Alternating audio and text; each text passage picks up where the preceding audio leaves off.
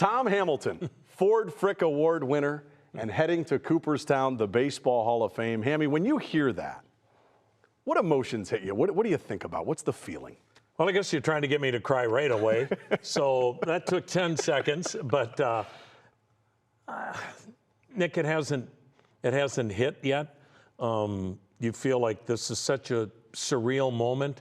You don't feel like you're deserving of it, but you're also very humbled by it. You're very grateful for it. And, you know, we've been an incredibly blessed family, Wendy, myself, the kids. This game of baseball has given us an incredible journey, an incredible life, and we're so lucky we've been able to do it here in Cleveland. That's the one thing I think about too, Nick, is that to do it here has really been special. For 35 years, this community has helped us raise our children, now some of our grandchildren, and they've accepted us and they've welcomed us with open arms. And as you know, you're from here. This is a community that cares about hard work, that cares about family, but love their sports. There's no apathy in this town, and that's what you love. What have the last 24, 48 hours been like for you? I mean, you get the call. I want you to tell us about that too, but just what's this been like? Again, you just, I'm sitting here and you ask that question and I'm like, oh my God, it's only been a day. And it feels like it happened another lifetime ago. I mean, first off, you don't think you're going to get the call. And then at about 11:40 on Wednesday morning, when you're like, well, somebody else got the call and you're happy for whoever it is, you figure it's sure not going to be you. It's 11:40. They told me to hang around. They tell everybody, please make yourself available that Thursday morning in case we call you, because, they don't call you if you didn't win it. And so by 11:40, you're like, okay, it's time to get on with my life. And then the screen says Cooperstown. You're like, wow. I mean, you get that call, you're talking to them. I wish I had a recording of the call, not a video of it, but I wish I had recorded it on my phone. I don't know what they said.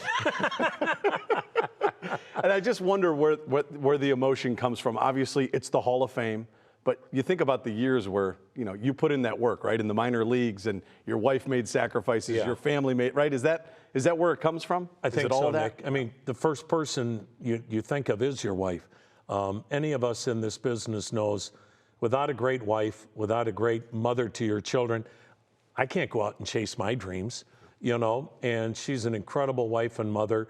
And as you and I have talked about, you're on a 10-day road trip. That's when somebody falls out of the tree. That's when she's got 4 of them in the ER because one of them is sick or hurt. And, oh yeah, by the way, you're ordering room service in Boston. And so, Wendy's been an incredible partner in this journey. And then you think about all the other people, your parents, your siblings, Herb Score, Mike Keegan, Davey Nelson, former partners that are no longer with us, Matt Underwood, and my current partner, Rosie. Those 5 guys are as big a part of this as anyone.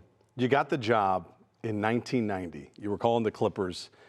What do you remember the most about that? The phone call that you got? You probably weren't you scrambling to put a tape together? I think you told me one time. Wasn't all that? Nick, our first child was born on November 19th of 1989. And so he's a month old when it's Christmas. We're not driving to Pittsburgh to her mother's place. We're not driving to Wisconsin to see my family, not with a 1-month-old, not in the dead of winter. And there had been a story in the Cleveland Plain Dealer that we saw in Columbus that Cleveland was down to a Final Four to replace Paul Olden. And you're kind of kicking yourself that, I was part of an Ohio State football broadcast that, accounted for about 70 hours of work a week. You're also expecting your first child. I didn't have time to put anything together and went to Mass on Christmas morning, went to the station because you knew nobody was there, and for 10 hours put an audition tape together. And, the good Lord blessed us because they made it a Final 5 instead of a Final 4, and then got that call in January. Nick, I've said it, and I'll say it till I'm in my grave. That's the best call professionally that I will ever get. as great as the call from the Hall of Fame was, and that is, again, surreal, but without that call in January of 1990, you and I aren't sitting here today. I'm mowing your lawn and asking you, you know, how do you like your pool water and whatnot. So, yeah, that call changed our lives. In the Cleveland Plain Dealer, you mentioned there was an article after you got hired, and Hank Peters was quoted in there. Really? Yes, he was quoted in there. He said, "He sounds fine. He has a good radio voice."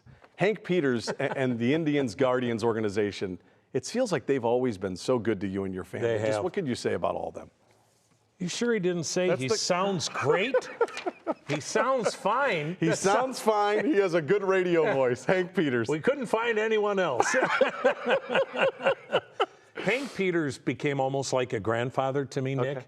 And I really mean that. He doesn't get enough credit for the renaissance that became the Cleveland Indians of the 90s. Interesting. Hank Peters was the man Cleveland hired away. The Jacobs brothers hired Hank from Baltimore, all those great Baltimore teams he was a part of. Then Hank brought in Danny O'Dowd and John Hart. And yeah, we always hear about them, but Hank was like the architect, right? Wasn't he? You know, ask Danny O'Dowd how important Hank was in his life. And, you know, Hank's the guy that said, we have a 5-year plan, but we have to stick to it. We have to trade Joe Carter. We have to get younger. We have to build this so that when this club in the ballpark opened in '94, we've got a chance to be good. That's hard to stick to a 5-year plan when in year 2 things are rocky. But that's what made Hank Peters so great, as well as Danny and as well as John. And so, you know, and then Hank would say to me, Tom, every time we have a home game, come down to my office, 8 o'clock Sunday morning. We're going to sit here and talk baseball. And it'll be a way for me to educate you, ask questions. You won't have to feel embarrassed by whatever you ask. And that was a gesture of kindness that, you know, is something you can never repay. And I thought the world of Hank. You mentioned some of the finalists that were on the ballot with you when you won the Frick. I mean, you think about some of those names, right? John Sterling and Dave Sims, who's now going to be the voice of the Yankees, and Skip Carey. I mean, there's so many other guys on there. Gary Cohen. You get that call over those guys. I mean, is that like surreal? Yeah, because, you know, if I looked at that list of 10, and it's not fake humility or modesty or anything like that, I would have ranked myself 10th on that list. I have such respect for those guys. Gary Cohen and I were in the minor leagues at the same time. He was in Pawtucket. They came to Columbus. I was the number 2 guy in Columbus doing a couple of innings a game. And Gary asked me to sit in with him for an inning if it was okay with Terry Smith, the Clippers play-by-play man. And I did. And I came home that night to my wife and I said, we're in trouble. If Gary Cohen doesn't have a major league job, we're never getting one. Interesting. So that's how good Gary Cohen is. So they're so deserving. I know I'm so fortunate. And Nick, I keep waiting for that phone to ring again from Cooperstown. Tom, we made an awful mistake. We got the wrong guy. I was wondering about that. Like, you're in the minor leagues. You're doing these games for probably not a lot of money. Zero. I mean, when you volunteer, it's amazing how much work you can get. Are you thinking, what am I doing? No, I thought, you know, and it's the same confident. thing. No, Okay. I don't know if I knew I needed that experience. Okay. And I knew the only way I could get it was to do the games for nothing. Okay. Because as we know in this industry, it's amazing how much work you get if you volunteer and say, you don't have to pay me. But I needed that experience. That experience was worth more than they could ever pay me.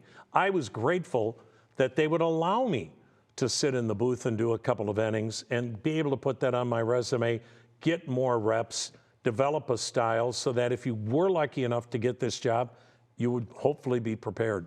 You were born on a farm in Wisconsin. It feels like Actually in a manger. it feels like you were born 10 minutes away on the west side of Cleveland. Like you are Cleveland. Yeah. I mean, what's that connection? You know what? Where does that come from? I think we're Midwest people. Yeah. You know, I was born, to your point, you know, half hour east of Madison, hour west of Milwaukee. To me, Milwaukee and Cleveland are so similar. The people are the same. That's why Cleveland was such a great fit for us. We wanted to raise a family with Cleveland values. We wanted to be in the Midwest to raise our family. And so I think there's so many similarities. When you're in towns like Milwaukee, Madison, Cleveland, Toledo, I don't care. These are blue-collar towns. These are people that for the most part have been born, raised, and lived here. They're passionate about what they believe in. They're passionate about their sports teams, so they're the same. This town, I mean, loves you. I mean, your approval rating is like 100%. It's got to be like off the charts. That could change in 5 minutes. Okay. I mean, what people say about you, what they do about you, and I know you've never felt you're bigger than the game. No. But there's people that love you more than some of the outfielders we've had on this club, okay? So the connection that people have for you, the love that they have for you, how does that make you feel? Again, I keep using the same words: grateful, humbled, and blessed. You know, because to what we talked about before, Nick, you want to be in a community where they care. And the biggest reason why I think people like me here is because of Herb Score. If Herb in 1990 felt like, no, this guy's not going to work, or if Herb didn't treat me like an equal, and I was never Herb's equal, I didn't deserve to be at his level as a rookie major league broadcaster, but he put me at that level. Again, a gesture of kindness you can never repay. Because Herb was so beloved, such an iconic figure, both he and Nancy in this town, I think the fans then were like, hey, you know what? If Herb likes this idiot, then you know what? It's okay with us. And so those 8 years with Herb were such a great springboard for acceptance in this community. You're 70 years old. You look great. You sound great. You need a vision check. I had a couple of friends of mine, when I told them I was going to talk to you one-on-one, they said, remind Tom Hamilton that John Sterling, at the age of 86, came back and did some Yankees playoff games against the Guardians. Could you do it that long? Do you think about that? Where are you at? You know, I'm not asking if you're going to retire, Tom. I'm just asking if you 86 years old. You hope like heck you're alive, and I'm not trying to make this a morbid program and welcome to my, wake. But, you just hope you're blessed to have good health and whatnot to whatever age, the good Lord gives you. And will I be working at 86? No. Okay. No. But again. Well, John still sounds good. John, John's got the voice of God. It's just his vision and hearing have, been impacted, and it's hard for him to travel. But he's got a voice the rest of us would die for. But I don't take it for granted. And again, part of what has made this so great is the people that I work for. When you work for a great organization, but when you work for people that walk the walk as far as what they believe in and core values, family and whatnot, like the Dolan family does, like our front office and everybody that works for the club, those are easy people to work with. And again, the fans will be the first ones to tell you when it's time to retire, and you never want to cheat them.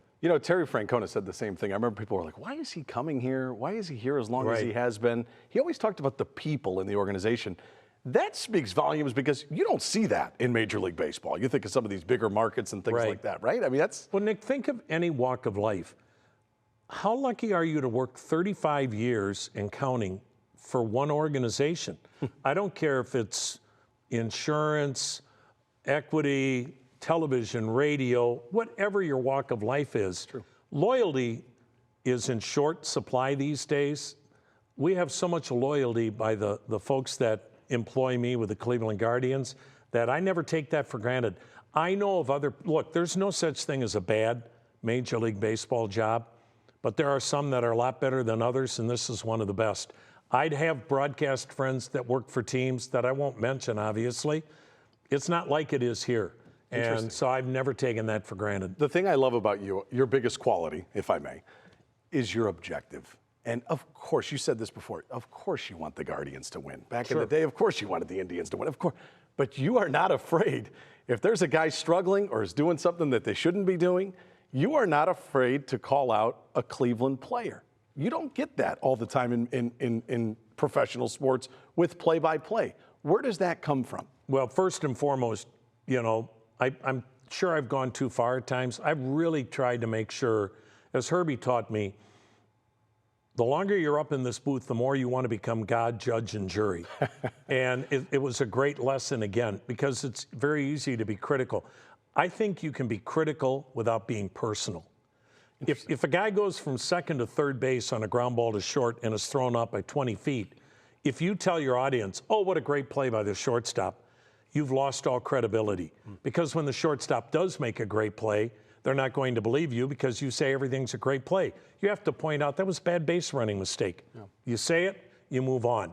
But again, there are a lot of people that work for organizations that wouldn't allow you to be honest. Well, that's I'm sure I have said things at times where, be it the Dolan family or the Jacobs family before them, went, oh my God, how long's his contract? When can we get rid of him? So we all make mistakes. We all have gone too far. That's the danger of life. You don't have a safety net.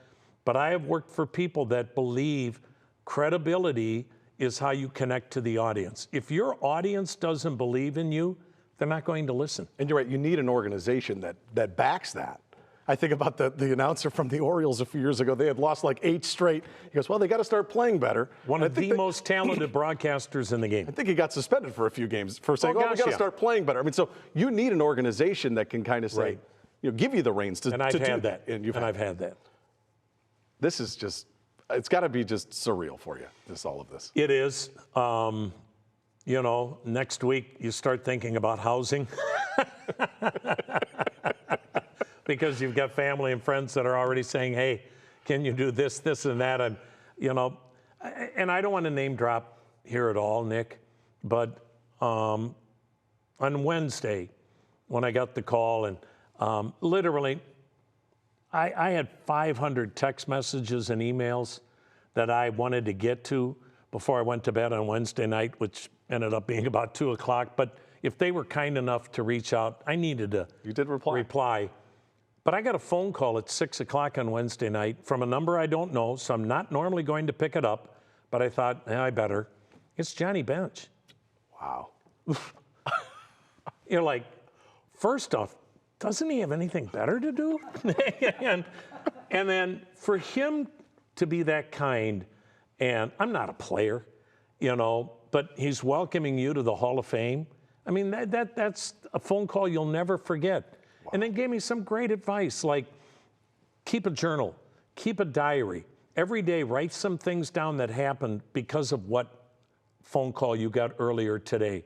Because this is going to go by in a blur, and you're going to want to make sure you don't forget certain things. Make a journal, make a diary. I mean, what great advice. And again, for somebody of his stature, and he's kind of like become the ambassador for the Hall of Fame, but, the players are in the wing. I'm going to be in a closet down the hallway, where we belong. But those are the kind of things, Nick, when you say surreal, where you're like, I'm not going to name drop, but the amount of people that I have heard from that are totally foreign to me, but are Hall of Famers or whatnot, it's stunning. And again, it's very overwhelming. Did you ever think you would do it this long? Well, my wife and I, and I've said this story, we're coming from Columbus. I was signed to a 5-year contract, and then I read the fine print. It was a series of 1-year deals. They could make up their mind at the end of each season. Yeah. So the first thing we said to our realtor was, what's a really good community with resale value? Bought our first house in Bay Village because we were told, hey, you get fired after a year, you'll be able to sell this house. That's why we ended up there initially. You don't know.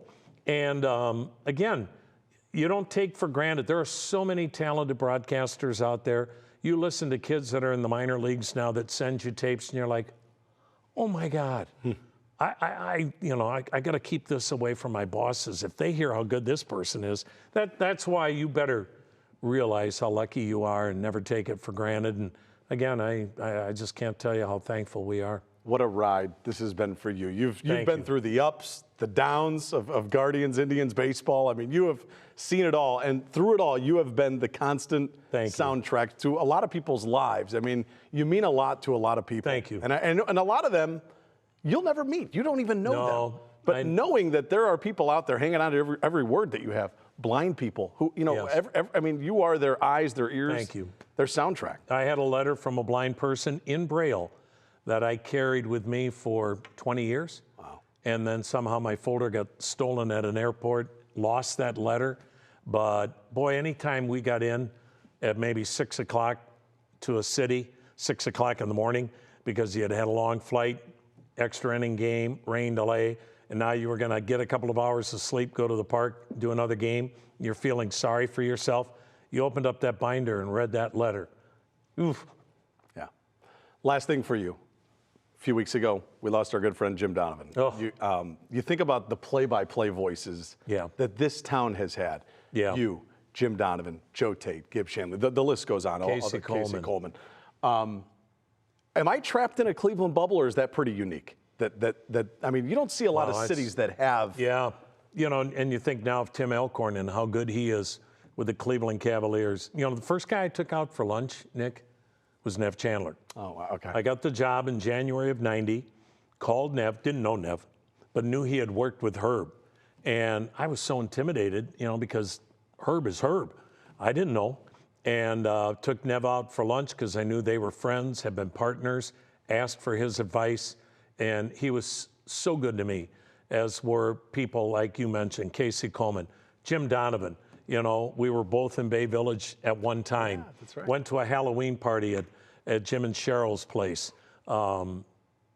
Everybody there had a really nice costume. I made up ours, and I was like, oh, this was a bad mistake.